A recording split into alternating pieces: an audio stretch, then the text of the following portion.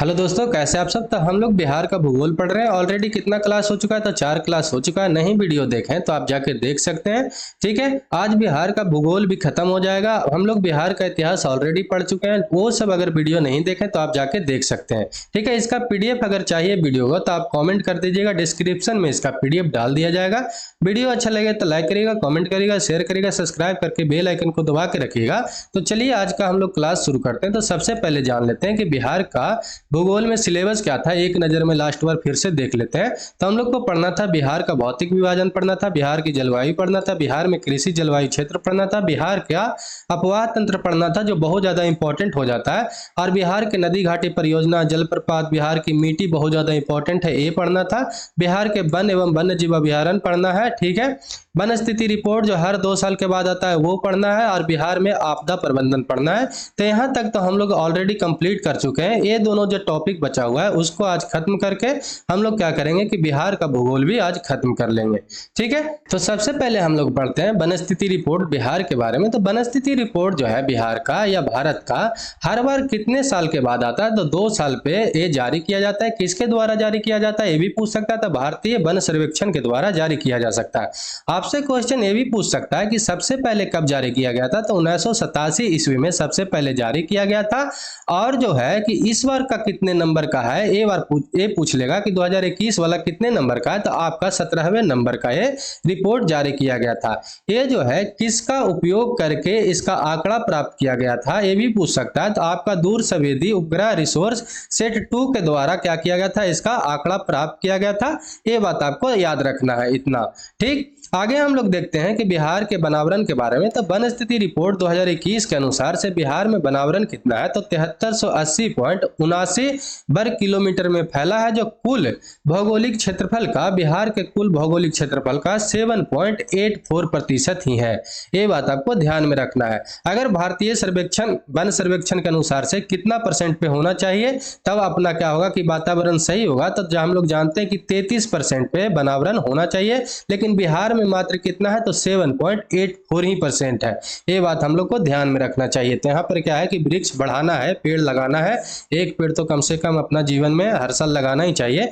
और 2019 के रिपोर्ट की तुलना में देखें तो क्या है कि बिहार में वनावरण की वृद्धि हुआ है। कितना वृद्धि हुआ है? तो 75 वर्ग किलोमीटर क्या हुआ है कि मतलब कि 75 वर्ग किलोमीटर की वृद्धि हुआ है, जो लगभग 1% के इक्वल होता है। ठीक है, अब हम लोग देख लेते हैं वनावरण और वृक्षावरण के बारे में। तो हम लोग देखते हैं कि वनावरण जो है 7381 वर्ग किलोमीटर पे फैला हुआ है, और 7.84% क्या है, ये इक्वल होता है 7.84% का। और इसमें वृद्धि कितना हुआ है? तो 75 वर्ग किलोमीटर का वृद्धि हुआ है। वृक्षावरण के बारे में देखते हैं तो क्या है कि 2341 वर्ग किलोमीटर पे है, और जो कितना परसेंटेज पे है बिहार का? तो आपका याद रखना है 2.48% वेटेज रखता है। ठीक है, उसके बाद देखते हैं कि कितना इसमें वृद्धि हुआ है वृक्षावरण में। आपका 338 वर्ग किलोमीटर क्या हुआ है कि इसमें वृद्धि हुआ है। कुल हम लोग देख लेते हैं तो ये दोनों का जोड़ दीजिएगा तो रिजल्ट आ जाएगा। तो 9722 वर्ग किलोमीटर होता है, और प्रतिशत पे कितना आता है? तो 10.32% बिहार के कुल क्षेत्रफल का आता है। और कुल वृद्धि कितना हुआ है? तो 413 वर्ग किलोमीटर में वृद्धि हुआ है। तो ये बात ध्यान में रखना चाहिए। ठीक है, अब हम लोग देख लेते हैं जिला में वनावरण मतलब क्षेत्रफल के अनुसार से सबसे अधिक कहां पे है और सबसे कम कहां पे है। तो 3 कम से कम 3 याद रखना चाहिए। तो सबसे ज्यादा कहां पे है? तो आपका कैमूर में है।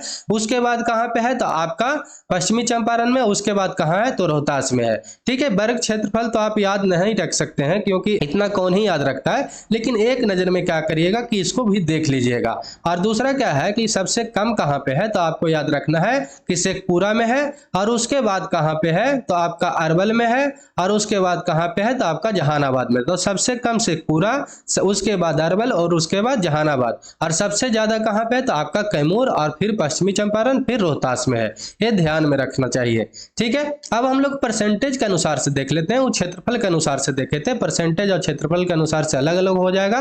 तो हम लोग जानते हैं कि क्या होता है कि बार बार एक क्वेश्चन बनते रहता है, कभी परसेंटेज के अनुसार से पूछ लेगा, कभी आपका क्षेत्रफल के अनुसार से पूछ लेगा। तो दोनों आप ध्यान में रखिए। रखिएगा। तो सबसे अधिक परसेंटेज के अनुसार से कहाँ पे है, तो आपका कैमूर में ही है, फिर जमुई में है, फिर क्या है कि नवादा में है। और सबसे कम कहाँ पे है, तो फिर आपका आ जाता है सबसे कम शेखपुरा में, उसके बाद कहाँ पे आता है तो बक्सर में, और उसके बाद कहाँ पे आता है तो आपका सिवान में। मतलब सबसे कम शेखपुरा में और सबसे ज्यादा परसेंटेज के अनुसार से है कैमूर में।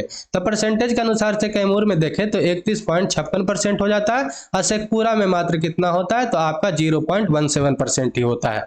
ठीक, ये ध्यान में रखिएगा। आगे हम लोग देख लेते हैं कि 2019 के तुलना में वनावरण में सर्वाधिक वृद्धि करने वाला जिला कौन सा है, सर्वाधिक नुकसान करने वाला जिला कौन सा है। तो इस साइड वृद्धि वाला है, तो वृद्धि वाला हम लोग देखते हैं कि सबसे ज्यादा जो वृद्धि किया है आपका बांका किया है, फिर जमुई किया है, फिर गया किया है। ठीक है, और इसमें सबसे नुकसान करने वाला कौन है, तो आपका सबसे नंबर 1 पे नुकसान करने वाला कौन है, कैमूर है, फिर सुपौल है, फिर रोहतास है। 3-3 कम से कम हर में याद रखना है। ठीक, आगे हम लोग देख लेते हैं अन्य बिंदु के बारे में। तो वाल्मीकि टाइगर रिजर्व के बारे में हम लोग जानते हैं, जो पश्चिमी चंपारण में है, वहां पे ही बिहार में सिर्फ बाघ पाया जाता है, टाइगर पाया जाता है, ये ध्यान में रखिएगा। जो ये वाल्मीकि टाइगर रिजर्व जो है, कुल टाइगर रिजर्व का बिहार का कितना परसेंट पे है, तो आपका 85% पे ये है, ये ध्यान में रखिएगा।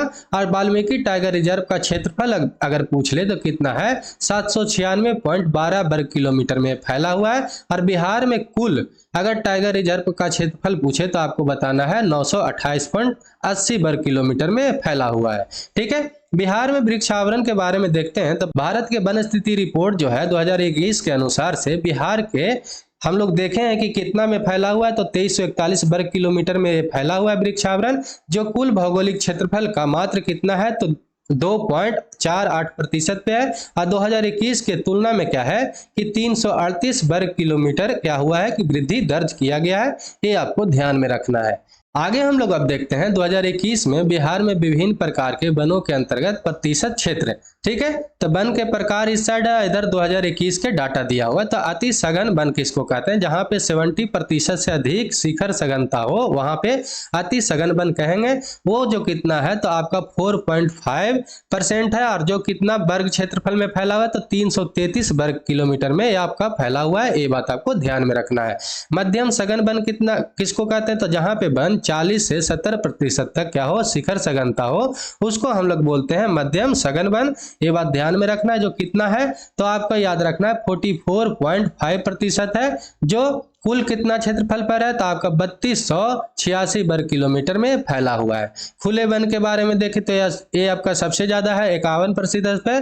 कितना से कितना सघनता को हम लोग खुले वन बोलते हैं, तो 10 से अगर 40% के बीच में हो तो क्या कहेंगे, खुले वन बोलेंगे। ठीक है, और इस कितने क्षेत्रफल पे फैला हुआ है तो आपका 3762 वर्ग किलोमीटर पे फैला हुआ है, तो ये बात आपको ध्यान में रखना है। तो सबसे सघन जो है मतलब अति सघन है वो बहुत कम है, कितना है तो 4.5% ही है। और अति सघन वन का डिफिनेशन क्या है कि जहां पे 70% से अधिक शिखर सघनता होता है उसको क्या कहते हैं, हम लोग अति सघन वन बोलते हैं। ठीक है, और जो कितने प्रतिशत वेटेज रखता है तो 4.5% ही है, और जो कितने क्षेत्रफल में फैला हुआ है मात्र तो 333 वर्ग किलोमीटर में ही फैला हुआ है, ये ध्यान में रखिएगा। ठीक है, आगे हम लोग देखते हैं बिहार में वनावरण में शीर्ष जिले को। तो वर्ग इधर देखिएगा तो आपका कौन सा है, मध्यम, बहुत घने, खुले वन, और इधर आपका जिला है और इधर आपका क्षेत्रफल दिया हुआ है। तो बहुत घने वन में कौन सा आता है कि आपका पश्चिमी चंपारण आता है, जहां पे कितना उसके पास है तो आपका 249.34 वर्ग किलोमीटर में ये फैला हुआ है। कहां पे तो पश्चिमी चंपारण में बहुत घने वन। ठीक है, मध्यम रूप से घने वन कहां है तो ये भी आपका दूसरे नंबर पे ही आता है। कौन आता है तो आपका आता है पश्चिमी चंपारण ही, जी कितना क्षेत्रफल रखा हुआ है तो आपका 548.47 वर्ग किलोमीटर में फैला हुआ है।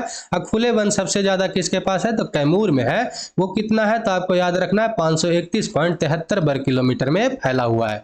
ठीक, आगे हम लोग देख लेते हैं कि 2019 एवं 21 के वनावरण की तुलना देख लेते हैं। तो बहुत घने वन कितना था 2019 में तो आपको याद रखना 333 वर्ग किलोमीटर था, 2021 में 333 वर्ग किलोमीटर ही था। ठीक है, मध्यम रूप से घने वन अगर आप देखते हैं 2021 में क्षेत्रफल के अनुसार से तो 3250 वर्ग किलोमीटर था, और इसमें क्या हुआ था कि थोड़ा बढ़ा था 3286 वर्ग किलोमीटर हो गया था। खुले वन में देखते हैं तो आपको क्या है कि आपका कितना था 3693 वर्ग किलोमीटर था 2019 में, उसमें कुछ बढ़कर क्या हो गया था 3762 वर्ग किलोमीटर हो गया था। तो ये बात आपको ध्यान में रखना है, ठीक है। अगर कुल देख लेते हैं तो क्या हुआ है कि 7306 वर्ग किलोमीटर जो था 2019 में, वो उसमें क्या हुआ है कि इंक्रीज हुआ है, 7381 वर्ग किलोमीटर हो गया। तो ये बात आपको ध्यान में रखना, तुलना भी आपको देखना चाहिए, ठीक। नोट में हम लोग देख लेते हैं तो क्या है कि 10% से अधिक शिखर घनत्व और 1 हेक्टेयर या अधिक क्षेत्रफल वाली वृक्षादित भूमि को क्या बोलते हैं, हम लोग वनछादन बोलते हैं। ये बात आपको ध्यान में रखना है। आगे हम लोग महत्वपूर्ण तथ्य में देखते हैं तो क्या है कि संजय गांधी जो जैविक उद्यान है पटना में, वो कितने एकड़ में फैला हुआ है, तो आपका 153 एकड़ में फैला हुआ है। वो जो है क्या है कि जो संजय गांधी जैविक उद्यान है वो गैंडा प्रजनन के लिए फेमस है और एशिया का सबसे बड़ा गैंडा प्रजनन केंद्र है, ये भी आपको ध्यान में रखना है। साथ ही साथ हम लोग देखते हैं आगे तक है कि जनवरी 2021 में बिहार के पहले राजकीय पक्षी उत्सव कलरव का कहां पे किया गया था आयोजन, तो जमुई में किया गया था। जमुई पक्षी अभयारण्य जो है नागी नटकी, वहां पे किया गया था।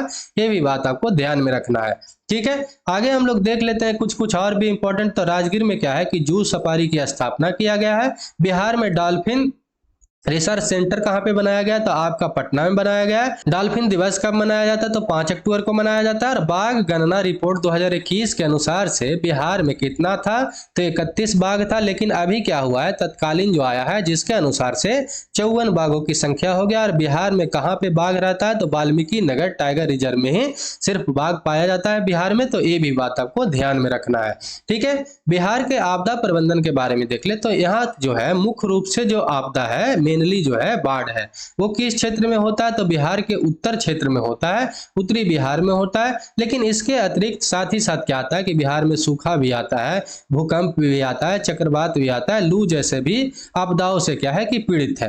तो बाढ़ के बारे में सबसे पहले जानते हैं तो क्या है कि 38 जिला में से 28 जिला जो है बाढ़ से प्रभावित क्षेत्र है।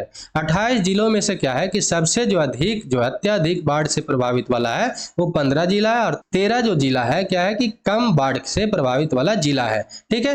बाढ़ से अत्यधिक प्रभावित वाला जिला कौन सा है, तो उत्तर बिहार वाला है, ये अभी हम बताए थे। और वहां पर क्यों है कि वहां से जो हिमालय से जो नदी निकलता है बहुत सारा, वो सारा उत्तरी बिहार में पानी लाकर अपना जमा कर देता है, जिसके कारण से उत्तर बिहार में बहुत ज्यादा बाढ़ आता है। बिहार का बाढ़ ग्रस्त जो क्षेत्र है कुल भारत का अगर क्षेत्रफल के इक्वल माने तो 16.5% हो जाता है। मान लीजिए कि भारत में कुल अगर बाढ़ 100% आता है तो बिहार में उसका कितना आता है, 16.5% बिहार में ही आता है। ये बात ध्यान में रखना चाहिए। अत्यधिक बाढ़ से प्रभावित अगर जिले को देखें तो आपका आता है पश्चिमी चंपारण आता है, मुजफ्फरपुर आता है, वैशाली, सीतामढ़ी, शिवहर, दरभंगा, मधुबनी, समस्तीपुर, सहरसा, सुपौल, मधेपुरा, खगड़िया, बेगूसराय, भागलपुर, कटिहार आता है, ठीक है। कम बाढ़ से प्रभावित वाला जिले को देखें तो क्या है कि पश्चिमी चंपारण है, सारण है, सिवान है, गोपालगंज, पूर्णिया, किशनगंज, पटना, नालंदा, भोजपुर, बक्सर, लखीसराय, शेखपुरा, ये सब आता है। ये ध्यान में रखना चाहिए।